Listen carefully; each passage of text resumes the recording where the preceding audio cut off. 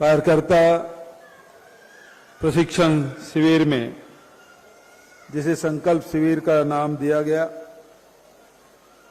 पूरे प्रदेश में सबसे पहले रायपुर पश्चिम विधानसभा के में संकल्प शिविर का आयोजन हो रहा है। तो मैं पार्टी अध्यक्ष को बहुत बहुत बधाई देता हूं कि सबसे पहले शुरुआत रायपुर पश्चिम में।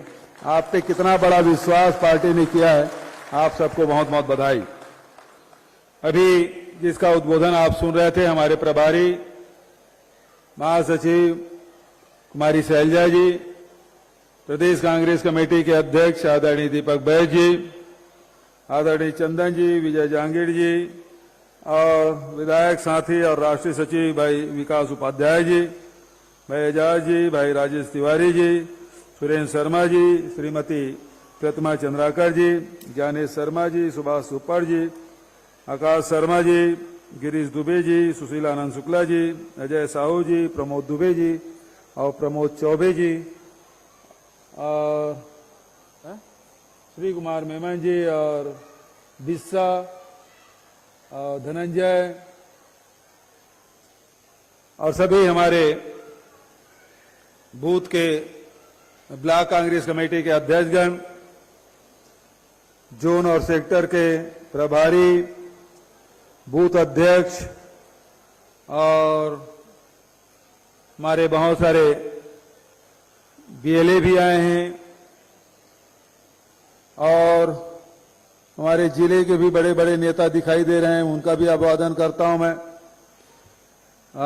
भाई शिव सिंह ठाकुर जी और सूर्यमणि मिश्रा जी, शर्मा जी, हनुमान जी और अब सबका नाम लूंगा तो बहुत समय लगेगा, सबसे क्षमा चाहते हुए शुक्ला जी भी बैठे हैं, सब लोग बैठे हैं, अशोक भाई भी हैं, तो सबका सादर अभिवादन करते हुए राजेश बिस्सा भी नीचे बैठे हैं, उनको भी स्वागत करते हुए मानिकपुरी जी हैं, सभी साथी हैं जो परिचित हैं वो भी आए हैं और हमारे बूथ के जाबाज साथी भी उपस्थित हैं। सभी भाई बहनों का अभिवादन करते हुए पत्रकार सभी साथियों, आदरणीय साथियों, हमारे पूर्व वक्ताओं ने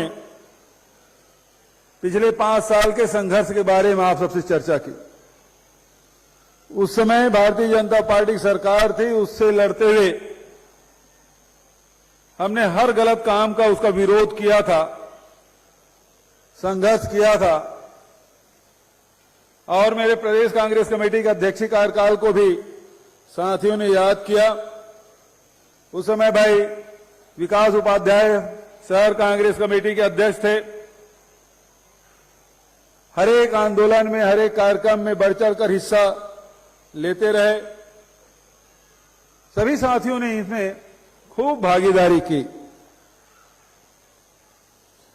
आज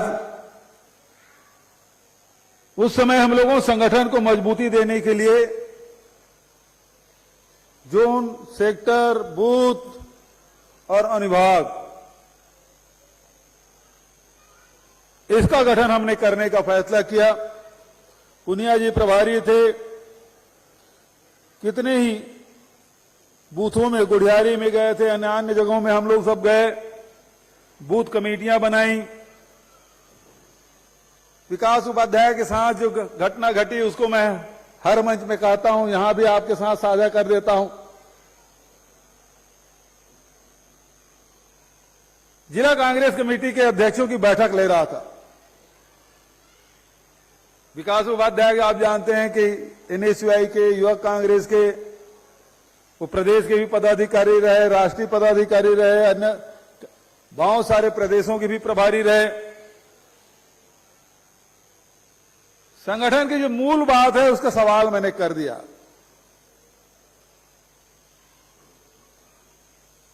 और उसमें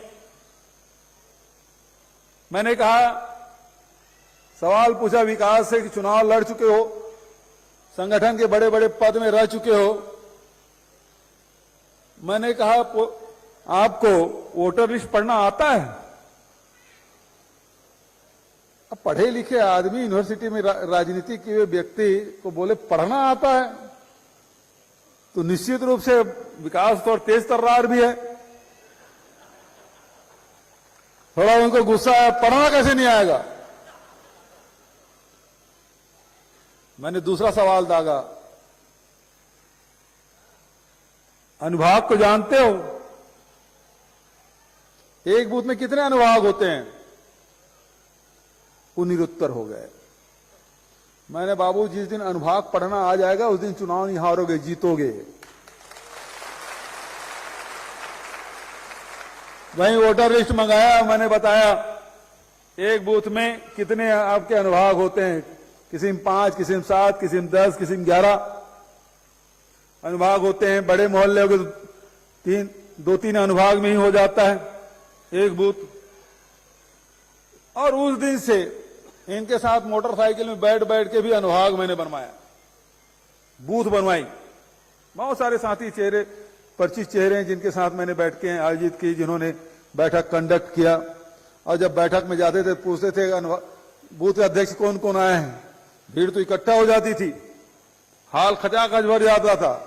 लेकिन जब मैं पूछता था कि इसमें से बूथ अध्यक्ष कौन कौन है, सेक्टर का अध्यक्ष कौन है, जोन का अध्यक्ष कौन है, तो हाथ नहीं उड़ते थे। लेकिन आज जब राजेश तिवारी जब हाथ उठाया, पूछा कितने बूथ के अध्यक्ष आए हैं, सब लोगों ने हाथ उठा दिया। कितने अनुभाग के आए हैं, वो हाथ उठाए। कितने सेक्टर के आए हैं, वो हाथ उठाया।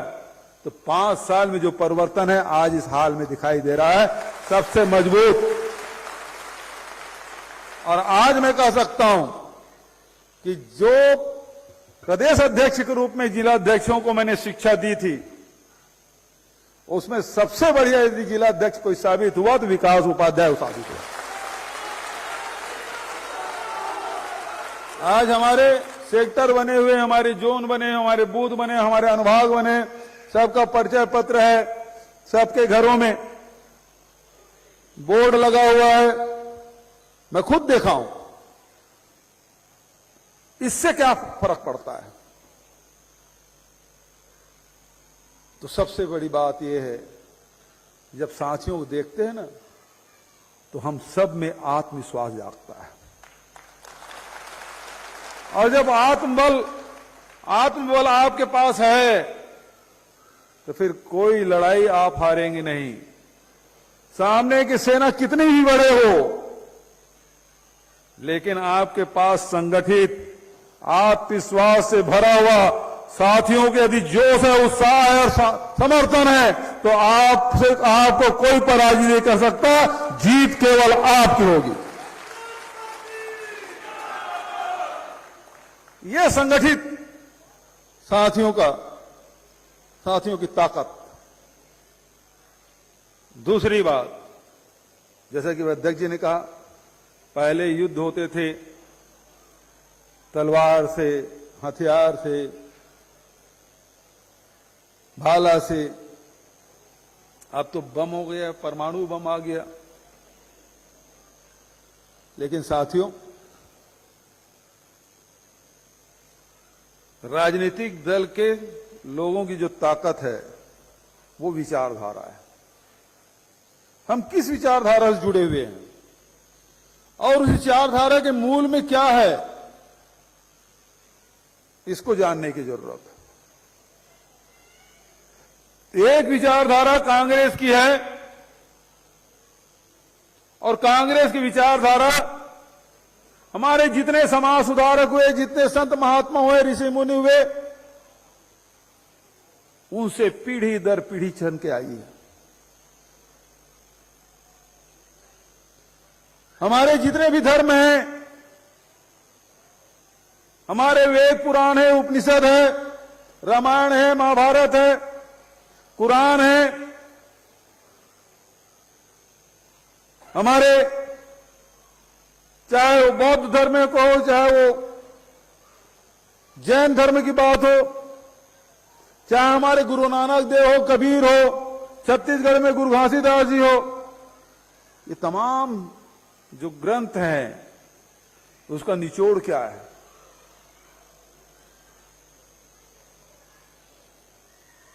हमारे यहां आपके रायपुर पश्चिम में ही विवेकानंद आश्रम, रामकृष्ण परमहंस, जिन्होंने कहा कि आप आराधना करें, पूजा करें, किसी रास्ते से चलें, कोई भी मार्ग हो सकता है लेकिन पहुंचता वहीं एक जगह है।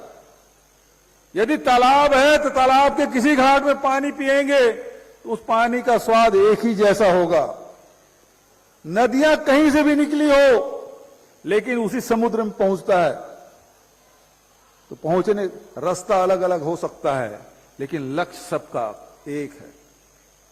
और उसका प्रतिनिधित्व किसी ने किया तो महात्मा गांधी ने किया, जो सबको साथ में लेके चलने की बात, दीन दुखियों के आंसू पहुंचने का काम, महिलाओं को अधिकार देने की बात, जो मेहनतकश लोग हैं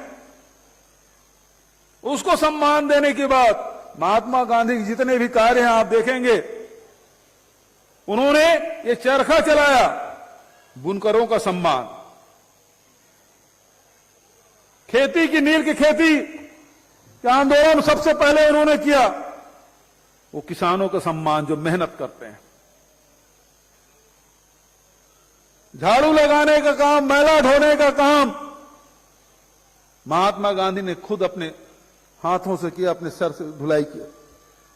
तो जो मेहनत करते हैं जो लोग, उसका सम्मान दिलाने का काम किसी ने किया तो कांग्रेस पार्टी ने किया, उसका नेता महात्मा गांधी ने किया। तो मेहनत कश लोगों के सम्मान, मैंने कुछ दो चार उदाहरण दिए, बचत उदाहरण नहीं दिया, इसका मतलब नहीं कि दूसरे लोगों को सम्मान नहीं हुआ। और फिर सबको जोड़ने का काम, सबको शिक्षा का अधिकार होना चाहिए, सबको स्वास्थ्य का अधिकार होना चाहिए, सबको बोलने का अधिकार होना चाहिए, बोलने की आजादी होनी चाहिए। ये अधिकार किसने दिया? कांग्रेस पार्टी ने। सबके भाईचारा और प्रेम की बात कौन करता है? कांग्रेस पार्टी करता है। हम प्रेम और भाईचारा की बात करते हैं, कबीर, गुरु नानक देव, तुलसी और गुरु घासीदास की बात करते हैं, जो जोड़ने का काम करता है। और दूसरी तरफ नफरत, उनका आधार ही नफरत है। हिंसा फैला दो, सबके दिमाग में जहर भरने का काम करो। व्हाट्सएप यूनिवर्सिटी देख लो, केवल नफरत और नफरत और केवल नफरत। भाईचारा का नाम नहीं है।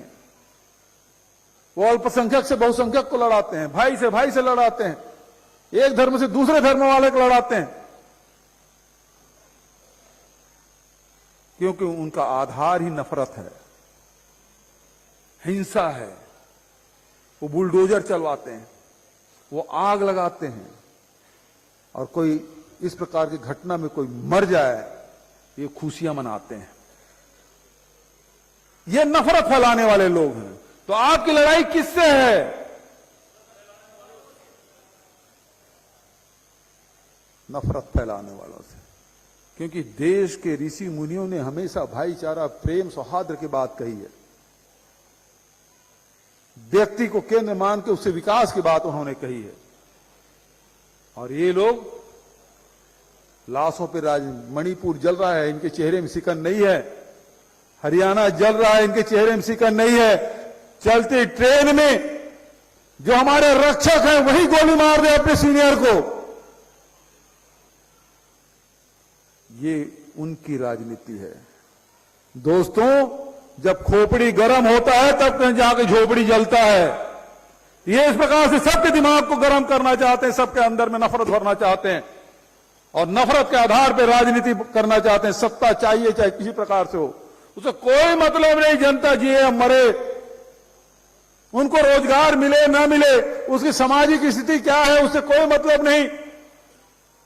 जबकि कांग्रेस का हर व्यक्ति से नाता है, हर परिवार से नाता है, हर वर्ग से नाता है, हर वर्ग के लिए उत्थान का काम किया है। पिछले 5 साल में जो मौका हमको मिला है, चाहे वो गरीब हो, मजदूर हो, चाहे बच्चे हो, महिला हो, युवा हो, व्यापारी हो, किसान हो, आदिवासी हो, अनुसूचित जाति के हो, अल्पसंख्यक हो, सबके लिए ये योजना बनाई।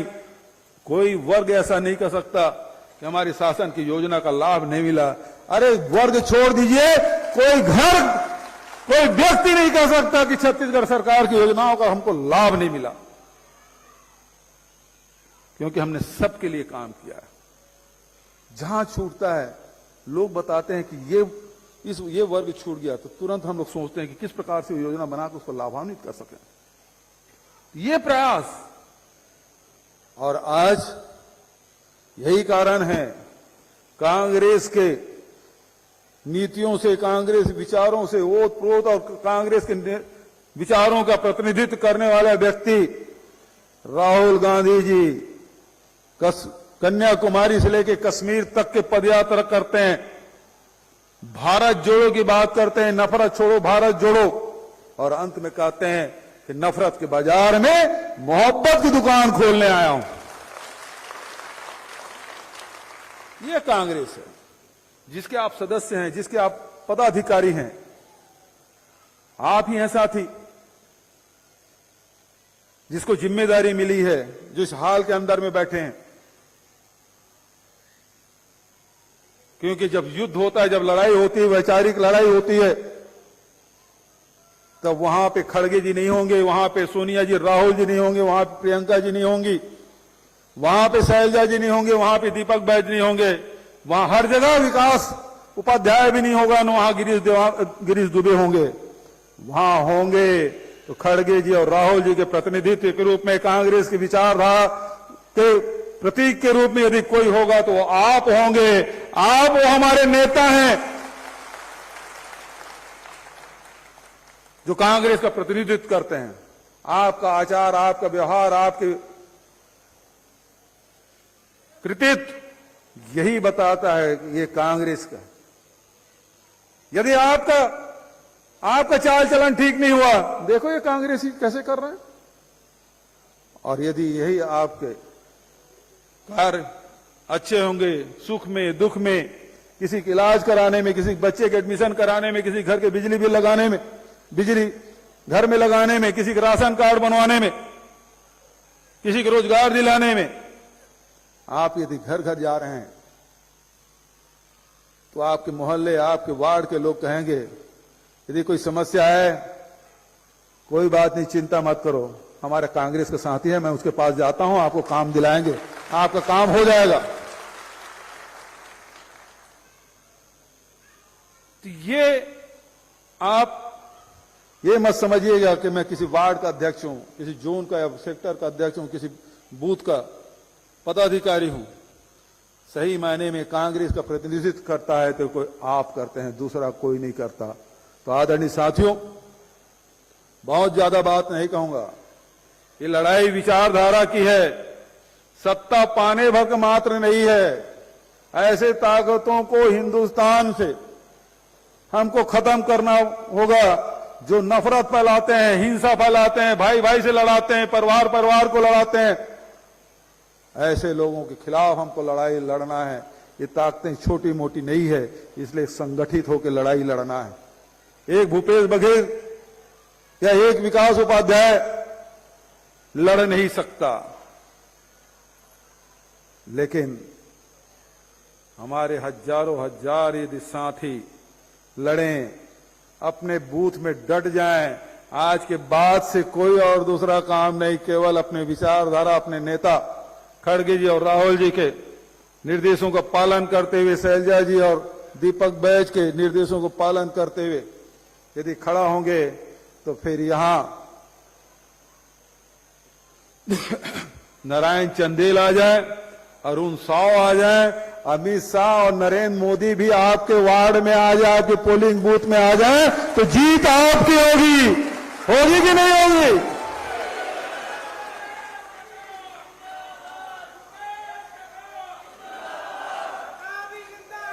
तो लड़ने के लिए तैयार हैं? है तैयार हम? मुट्ठी तान के, हाथ उठा के, है तैयार हम? है तैयार हम? है तैयार हम? लड़ेंगे, लड़ेंगे, लड़ेंगे, कांग्रेस पार्टी जिंदाबाद, कांग्रेस पार्टी जिंदाबाद, मल्लिकार्जुन खड़गे जिंदाबाद, सोनिया गांधी जिंदाबाद, राहुल गांधी जिंदाबाद, सहजा मैडम जिंदाबाद, दीपक बाग जिंदाबाद, गिरीश दुबे जिंदाबाद, जीतेंगे भाई जीतेंगे, जीतेंगे भाई जीतेंगे,